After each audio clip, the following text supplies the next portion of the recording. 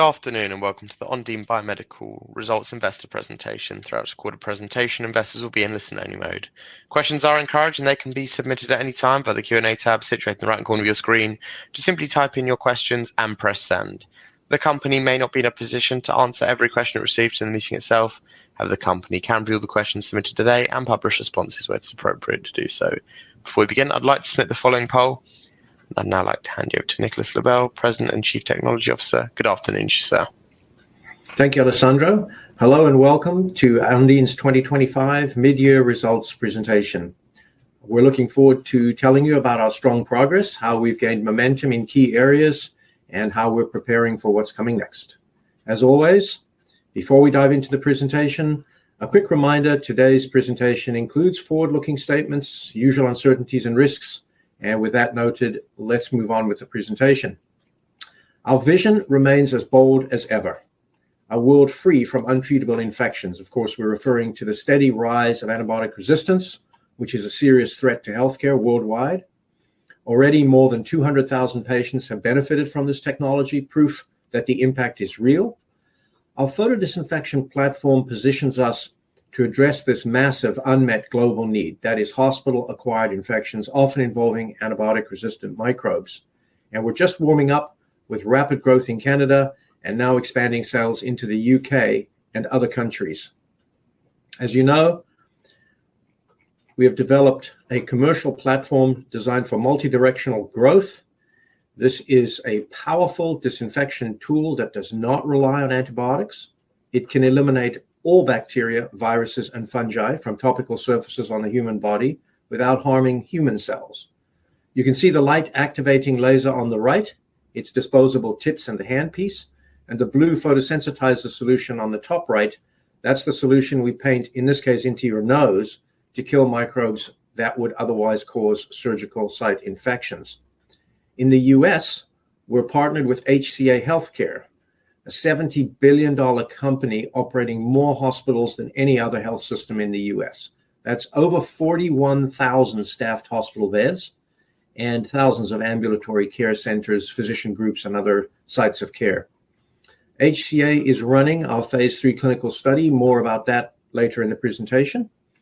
Outside the US, we're partnered with Mölnlycke Healthcare, a leading wound care and surgical solutions company based in Sweden.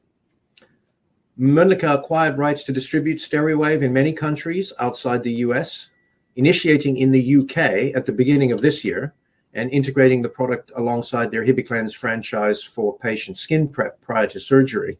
We're extremely excited about our partnership with Mölnlycke and the growth we see as a team coming soon. Over the past few years, we've built this commercial platform, launching in pre-surgery. You see that in the bottom left of the graphic. We've now started the move into the ICU, where patients are often in critical condition and highly susceptible to hospital-acquired infections. The market size is huge for just these two indications, at over $10 billion.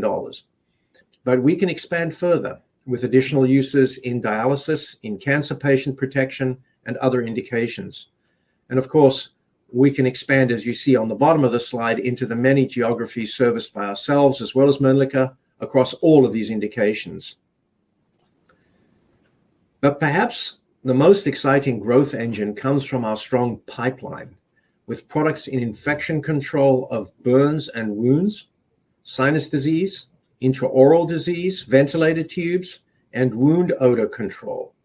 Each indication represents a new access point into hospitals and healthcare systems. This pipeline significantly compounds the value of the platform. And this occurs directly at the hospital level. Hospitals are not just one-time customers, they're long-term partners. As we add new indications, our footprint with each institution grows deeper. This occurs with less investment into customer relationship management than otherwise would be required, because the hospital has already adopted the technology and seen the impact that it can produce. I'm going to turn the presentation over to Alan Thomas now, our CFO, to discuss financial results. Over to you, Alan. Thanks, Nick. Strategically, we continue to invest in our three key pillars in the first half of the year, namely clinical, commercial, and operations. For clinical development, that included our phase 3 trial, working with our partner, HCA Healthcare. As previously communicated, we anticipate completing patient recruitment this year. We've also earmarked funds for investment in our commercial team. This will ensure continued growth in our hospital and sales pipeline as we work towards US approval in the future. Finally, we invested in our day-to-day operations and administration. Ondine has always been a lean-focused organization, and we are assessing our current team and structure to optimize this investment. This will ensure we continue to meet our objectives in terms of both commercialization and clinical research. Now, this investment strategy has paid dividends for us, as you can see from our results. This includes a 41% increase in medical facilities using our product, double-digit revenue growth, an improvement in our gross margin, and a 100% retention rate with our customers, substantiating the value that Steriwave and Ondine provide to these organizations. From a clinical perspective, we now have 16 sites operational for our phase 3 trial, and we completed our ICU trial. Commercially, we continue to add new accounts with a 41% increase year over year, as previously indicated. In addition, we onboarded our EU distribution partner, Mölnlycke, and our Mexican distribution partner, Cabla. Operationally, we completed the migration of our next generation product, which will continue to improve our bottom line and our margins going forward. As indicated, we added 12 new accounts in the past year. I wanted to give you a bit of a visual on this. This includes new location and growth in 5 key Canadian provinces, which in aggregate account for 90% of the total Canadian population. Again, our retention rate was 100%, substantiating the value proposition of our product to our clients and end users. Our existing customers continue expanding their use of Steriwave, and we're proud to support them on their mission to eliminate hospital-acquired infections and improve patient outcomes. Our work and effort translated into positive fiscal results, and we're extremely pleased with our performance in the first half of 2025. This was marked by continued revenue growth and improvements in gross margin. Specifically, revenue growth remained strong, increasing 18% year over year. Gross margin increased to 65%, up from 62%. This was primarily driven by the cost of direct material reductions in our next generation product. Operating expenses increased to $13.2 million, which was about $4.8 million higher year over year. This was mostly due to an increase in our R&D costs, or research and development costs, resulting from the active phase of our US clinical trial. General and administrative expenses, along with sales and marketing spend, have remained mostly flat as we continue focusing on disciplined and efficient spending. Net cash flows from financing activities in the first half were $5.5 million, driven by an investment from our HCA Healthcare partner. Subsequent to the period end, we completed a financing for £11 million, or approximately 21 million Canadian dollars. So to conclude, we believe our first half commercial results continue to demonstrate the effectiveness of our product across a broad spectrum of applications. Our increasing adoption rate, organic growth within existing customers, and expansion into new markets underscores our strong market position, paving the way for sustained revenue growth in the future. Finally, I'd just like to provide a quick update on our Mölnlycke partnership. We continue to work together to develop our strategy and relationship, which included a face-to-face strategic planning session in the UK in July. Mölnlycke have identified and are focused on large hospital targets with serious infection control issues. As everyone in the medical and pharma sector is aware, these large accounts have a longer sales cycle. However, the potential upside of these accounts substantiates this investment from both a time and cost perspective. Currently, Mölnlycke is on pace with expectations, and we're very pleased with the momentum they are generating. For example, we've seen UK sales grow by more than 40% in the first half of 2025. This is a really exciting time in our corporate life cycle, and our strong unit economics position our company well for scale and growth. We are pleased with our progress to date and expect sustained revenue growth in the second half of the year. I'll now hand the presentation back to Nick, who will go over our clinical and NDA timelines. Thank you for your time. Thank you, Alan. To reiterate comments from the beginning of the year, we are first and foremost an evidence-based company. We understand that folks from nurses to physicians to hospital CFOs all require peer-reviewed evidence of success. This extends to regulators in what is now a post-MDR world, the new medical device standard in Europe and elsewhere. Our phase 3 clinical study in the US moved into high gear, as you heard from Alan, during the first half of this year, with HCA hospitals kicking off across the country. We started and completed enrollment in the Canadian ICU study in the first half. More on that in the next slide. And we sponsored several pharmacoeconomic studies demonstrating the rapid return on investment for the Steriwave system, and initiated several other investigator-led clinical studies in hospitals across Canada and the UK. As I said, in our ICU study, we completed enrollment, that was in late July, on our ICU study with Dr. Steve Reynolds, a preeminent researcher and physician in Vancouver, BC. The ICU represents a $4 billion expansion opportunity for us because the number of times a patient will receive Steriwave treatment during their stay is roughly every other day while occupying a bed for 1 or 2 weeks. That contrasts with the single use prior to surgery for present customers. We anticipate results from this study to be released during the second half, and we look forward to sharing with you plans for ICU expansion at that time. In terms of our US clinical study, no substantial change from our previous guidance. HCA hospitals have now initiated crossover, with treatment hospitals becoming control hospitals and vice versa. There's a slightly shorter second half because the hospitals are now familiar with the study protocol and other operating parameters of the study.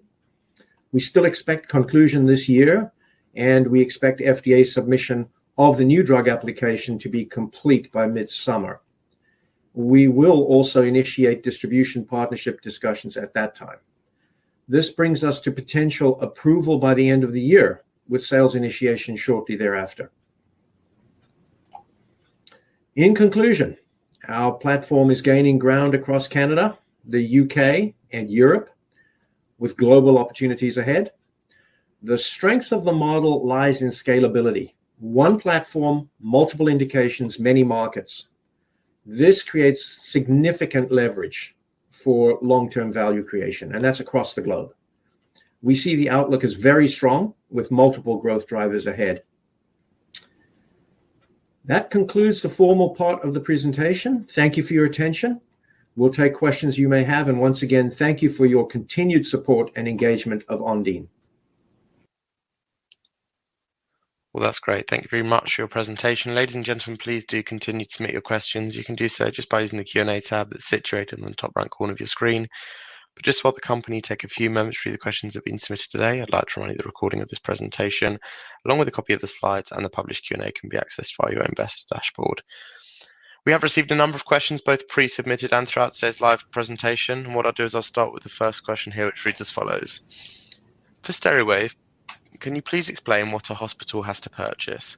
What item is one of purchase, and what items are disposable and need purchasing regularly? Also, what are the costs of these items and what profit the company makes on these items?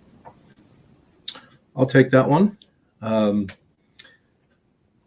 one-time versus the recurring purchase portion of the question. Hospitals require one or more light source units, which are either placed or sold or rented to the hospital, depending on a variety of circumstances and the size of the hospital. For each patient treatment, the hospitals purchase disposables. The treatment kit, if you will, is 4 formulation applicators and 1 nasal illuminator. On the revenue question, the revenues are primarily driven by these recurring disposable sales. These obviously generate ongoing demand with each procedure performed. In terms of margins, as shown in the results that you just heard from Alan, our gross margin has steadily increased. We've risen from 49% in 2021 to 65% for the first half of this year. And in terms of profitability, the long-term profitability is driven by scaling adoption across hospitals and increasing utilization within the hospital. And these recurring disposable sales providing this steady and growing revenue stream. As volume scale, we also expect to see further margin expansion because we get manufacturing efficiencies and economies of scale from that volume. That's great. Thank you very much. Another question here on your cash flow projection. So cash flow projection details with impact on cash burn / accumulation in relation to revenue potential over, say, the next 3 years, i.e. how much do you have to spend in order to obtain serious revenue? I'll take that one. We did provide guidance after our recent funding, and basically we indicated that funding got us cash flow runway to the end of Q2 2026. So we don't provide any further guidance beyond that that was provided earlier. Thank you very much, Alan. Another question here. What are the reasons for the phase 3 trial being delayed by around 6 months? Are you confident it won't be delayed further? And when do you expect the trial to complete? The clinical delay was primarily due to 2 factors. One, longer than anticipated timelines for the clinical sites to come online. There were 14 sites. It's a very large company.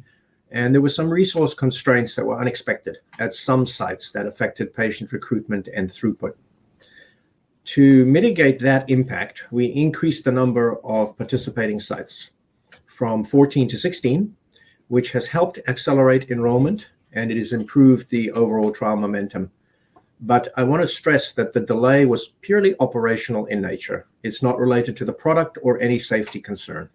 The integrity and quality of this phase 3 study remain our top priority as a company. As mentioned during the presentation, we do not anticipate delay. Patient enrollment is expected to complete this year. Top-line results anticipated in the spring of next year. Thank you very much, Nick. Another question here. The company said it's working on other products. When can we expect an update on these? I'll take that. The current focus, obviously, is, as I said, achieving our top priority, which is the phase 3 study, achieving this key regulatory and commercial milestone. And that does expand to working with Mölnlycke Healthcare outside the US, particularly this US approval and then obviously market expansion there too. We do have a superb R&D head reporting to me who is working on future technologies. Those are the ones I mentioned in the presentation, including prototypes in burns and wounds, new cost reduction initiatives, etc. And they're all very exciting, and I'll provide further updates on these as they become available to the market. That's great. Thank you very much.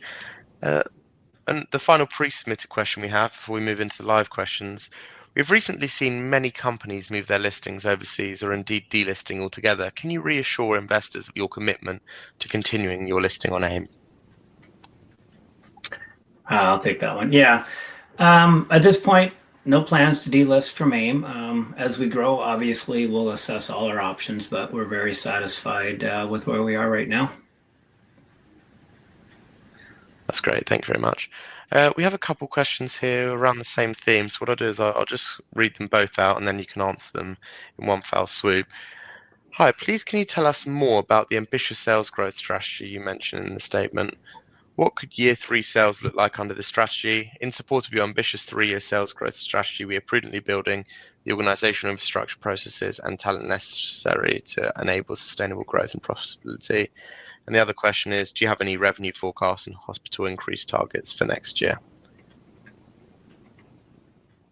At this point, there is no guidance we're providing on revenue. So that's standard for us. We've provided guidance on the cash flow to Q2 2026, and that's all the guidance we're providing at this time. No problem at all. 2 other questions around a similar theme. So how quickly do you expect hospital uptake to last FDA approval? And the second question is, assuming a successful trial outcome, with HCA? How fast might the draw be to roll out Steriwave? Would HCA start with trial sites, or would they look to roll out more broadly? Also, are all the potential commercials agreed subject to trial success, or would there be a period of negotiation? Alan, I can take some of that and then hand that back to you. Yeah, I think thanks, Nick. I'll just reiterate though overall that any questions on expected revenue, whether it's this year, next year, or in 3 years, there's just no guidance at this point. So I just want to reiterate that to the investors. Sure. I'll leave you the HCA question, Nick. Thanks. Sure. Which was the assuming a successful trial outcome, how fast would the rollout be? We do anticipate a rapid rollout. We can't tell you scope and scale, but given the fact that we would already be in 16 HCA hospitals, and there are numerous interested parties that contact us pretty much daily on this product all through the US, we do anticipate a really rapid rollout. And more importantly, it's comprehensive across both the approved indications, which would be for pre-surgery, and any other off-label use. Thank you very much. Another question here. What are the revenue product streams in the pipeline? The product pipeline involves two major areas. One is the continued development of products related to pre-surgical decolonization. That is, making sure that patients are clean from the head to the toe before surgery. As you know, Mölnlycke Healthcare is a preeminent company in skin decolonization using their Hibi Cleanse franchise. This is chlorhexidine gluconate, and they do a very good job of disinfecting everywhere but the nose, which is where we come in. And between the two of us, we anticipate that this is going to be an extremely important development for them and for patients worldwide. That's within the nasal decolonization franchise. So as you move into different types of surgeries, as you move into different types of locales, even down to emergency units, urgent care centers, long-term facilities, step-down units. The second component of that answer is outside the nasal decolonization component, and that will primarily look like areas that have been identified in the presentation. I think the most exciting ones involve treatment of burns and wounds, which are traditionally very difficult to treat.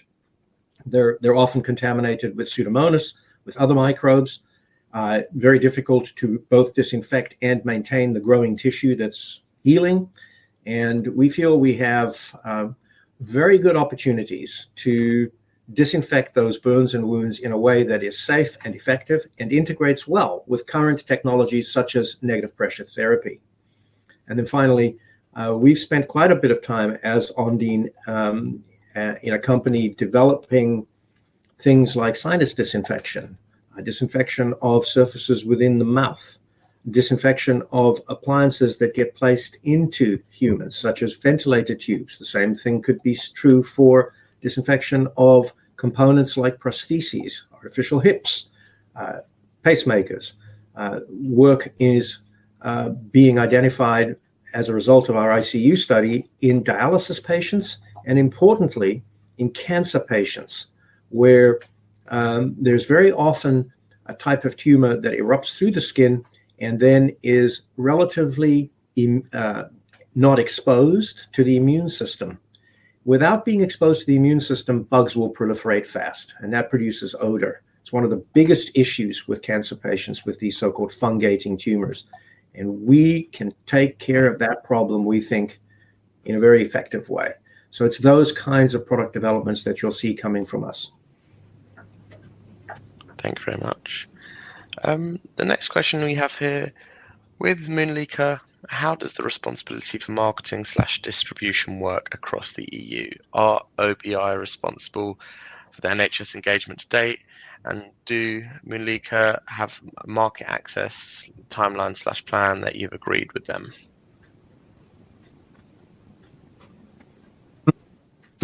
It's a standard distribution agreement in terms of shared revenue model. With regards to timelines, yes, as indicated, we sat down with them in July in the UK, and we looked at our strategic plan in terms of both location expansion and country expansion. So we continue to work with them to define that and set the goals and targets over the next few years. Thank you kindly. The next question here, when do you expect R&D costs to reduce?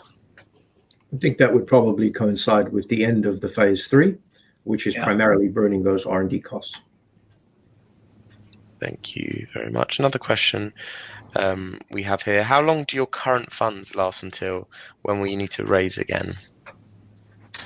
Sorry, as alluded to earlier, we've given guidance that the most recent raise gets us a runway to the end of Q2 2026. That's great. Thank you very much, Alan.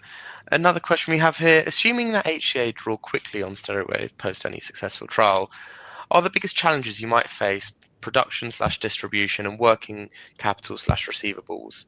Are you preparing for this yet, or is this too early? I'll take that one. Assuming that HCA and others draw quickly on Steriwave, of course, production and distribution are key issues.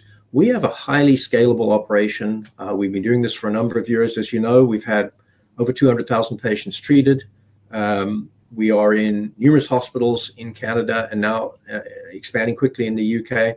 And so we've really hardened our supply chains and our ability to scale the company. Of course, the scaling this question implies is very large for us.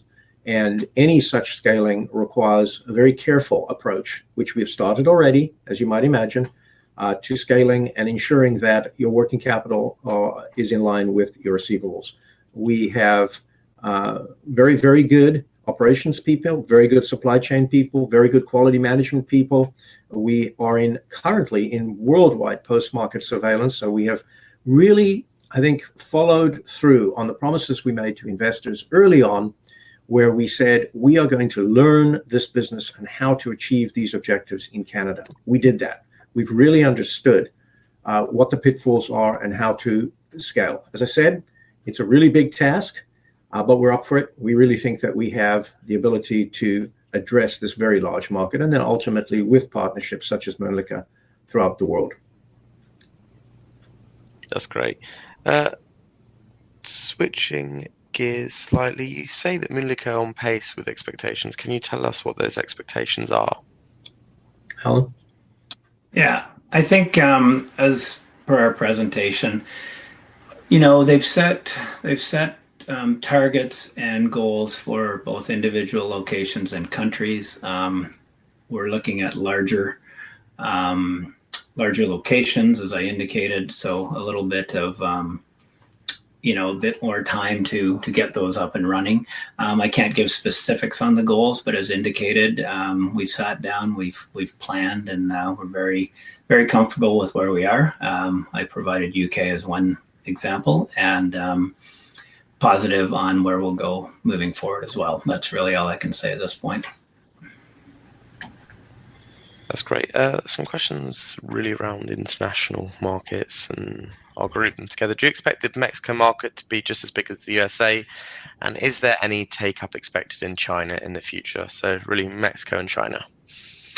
Yeah, historically, the US has been significantly larger than Mexico in both the pharma and the medical device sectors. So that's all I'm going to say on that without giving specifics. At this point, I think with regards to China, we have a lot of other markets we're working on, and I think we need to focus on that in our trial at this point. So I don't know the timing on a potential uptake in China, but as I said, we're focusing on EU, Canada, Mexico clinical trial, and ultimately into the US at this point. Thank you.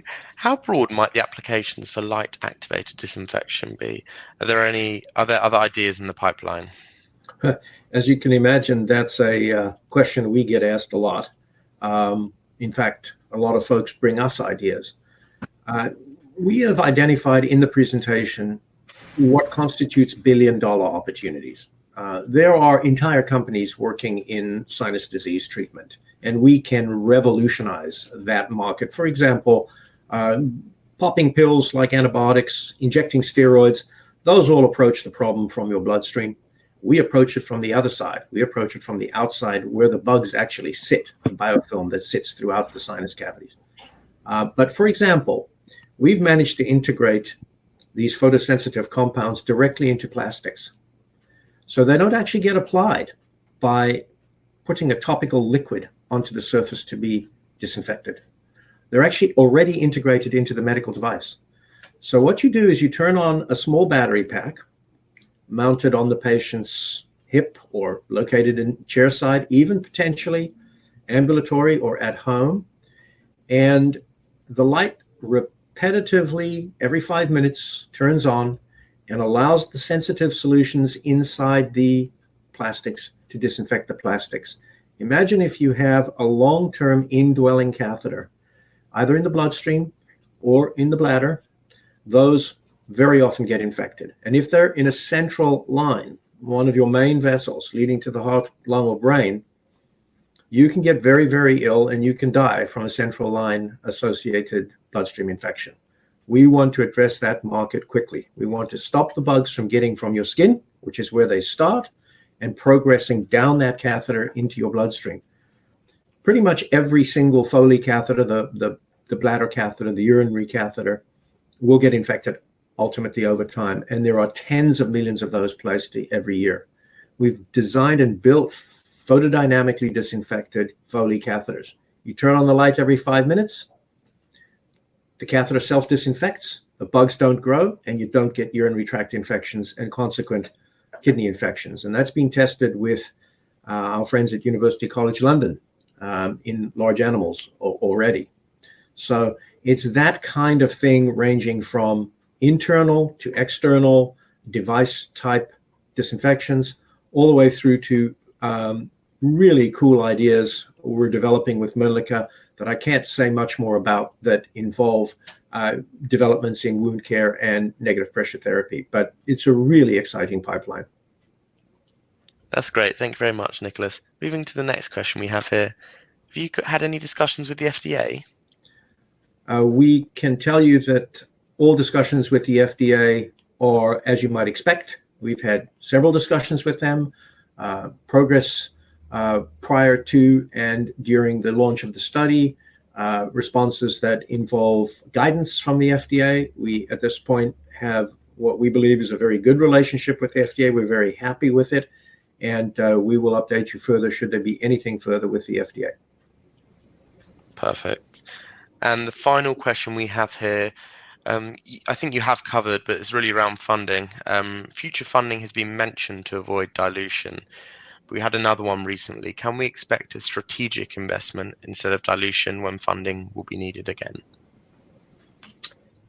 We're always evaluating options and looking to do what is best for the organization. So that's all I can say really is we will look at all options, but no further guidance at this point, really.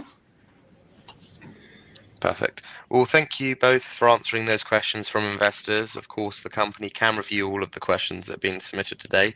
We will publish out those responses on the Investor Meet Company platform. But just before redirecting investors to provide you with their feedback, which is particularly important to the company, Nicholas, could I just ask you for a few closing comments? Great, thank you. Well, I'd like to take the opportunity to thank you, Alessandro, and Investor Meet Company for putting this presentation together.